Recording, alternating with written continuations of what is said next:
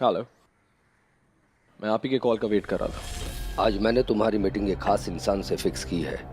Address message कर दिया है और मैं चाहता हूं कि तुम एक बार उनसे मिल लो। ये 200 करोड़ की डील है और जब तक आप ये डील फाइनल नहीं करेंगे तब तक हम ये प्रोजेक्ट नहीं लेंगे।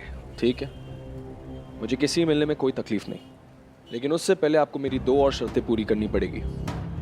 सबसे पहले मुझे आज के आज भव्या साची का लहंगा चाहिए जिसकी कीमत 1 करोड़ हो, और दूसरी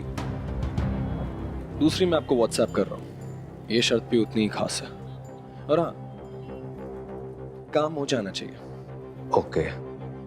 फोन रखते ही नक्श ने देखा कि उसे व्हाट्सएप पर एक एड्रेस आया था। वो एड्रेस गोल्डन पार्क सोसाइटी का था, जहां उसे मीटिंग करने जाना था। गोल्डन पार्क सोसाइटी सूरत ही की नहीं बल्कि गुजरात की सबसे लग्जूरियस सोसाइटीज में से एक थी। लेकिन नक्श किससे मिलने जा रहा है, इस बात की उसे कोई जानकारी नहीं थी। नक्श टैक्सी को पकड़कर गोल्डन पार्क सोसाइटी की तरफ निकल गया। उस सोसाइटी में सूरत के ही नहीं बल्कि गुजरात के सबसे अमीर लोग रहते थे। शहर के अमीर लोग वहां आया जाया करते थे।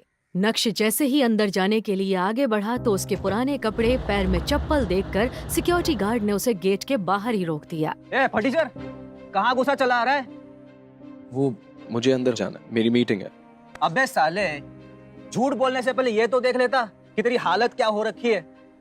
ये गोल्डन पार्क सोसाइटी है, यहाँ शहर के लोग अपनी बड़ी बड़ी कारों में आते हैं, और तू भिखारी यहाँ भीख मांगने घुसा रहा है। मैं तुझ जैसे लोगों को बहुत अच्छे से जानता हूँ। चल भाग यहाँ से, चल। ऐसा कहकर गार्ड ने नक्श को जोर से धक्का दे दिया, जिससे नक्श वहीं सड़क पर गिर गया और एक महंगी कार के सामने आ गया। उस कार ने तेजी से ब्रेक लगाए और नक्श गाड़ी के नीचे आने से बच गया। वो कार किसी और की नहीं बल्कि गोल्डन पार्क सोसाइटी के मालिक मिस्टर खन्ना की थी। उन्हें सब रियल एस्टेट किंग कहा करते थे। पूरे गुजरात में बड़ी बड़ी बिल्डिंग्स और सोसाइटी उन्होंने ही बनाई थी। जैसे ही कार में बैठे मिस्टर खन्ना ने ये सब देखा तो वो उतर कर आए और गार्ड पर चिल्लाने लगे। क्या हो रहा है सब? वो भी सोसाइटी के गेट पर? हाँ? पता नहीं, सब करने से हमारी सोसाइटी की रेपुटेशन खराब होती है। देखिए ना सर, ये फटीचर अंदर घुसा चला आ रहा है। इसे रोका तो रुक नहीं रहा। नक्सर, आप यहाँ? मुझे माफ कर दीजिए सर, मैंने आपको देखा नहीं। मुझे अगर पता होता आप हैं तो मैं खुद आपको रिसीव करने आता सर। बेवकूफ, जानता है कौन है ये? हैं? तूने यहाँ सर के सामने मेरी इज्जत खराब कर दी। मैं तुझे अभी नौकरी से निकालता हूँ। इसमें इसकी कोई गलती नहीं है। मेरी हालत ही कुछ ऐसी है, कोई भिखारी ही समझेगा। लेकिन सर, आप यहाँ इस हालत में? मैं आपसे 4 साल पहले जब मिला था तो आप बिल्कुल अलग थे, और अब? मिस्टर खन्ना, कुछ ऐसा हुआ जो मैं आपको बता नहीं सकता, पर हाँ, जल्दी सब कुछ बदल जाएगा। फिलहाल मुझे अंदर एक मीटिंग के लिए जाना है। मैं आपसे फिर बाद में मिलता हूँ। Sure sir.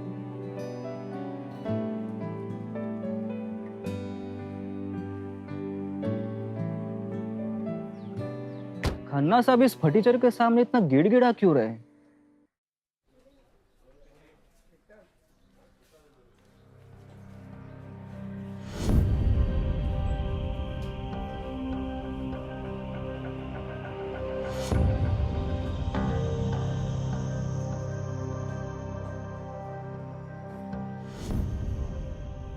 तुमने मुझे पहले क्यों नहीं बताया कि मैं इस इंसान के साथ डीलिंग कर रहा हूँ?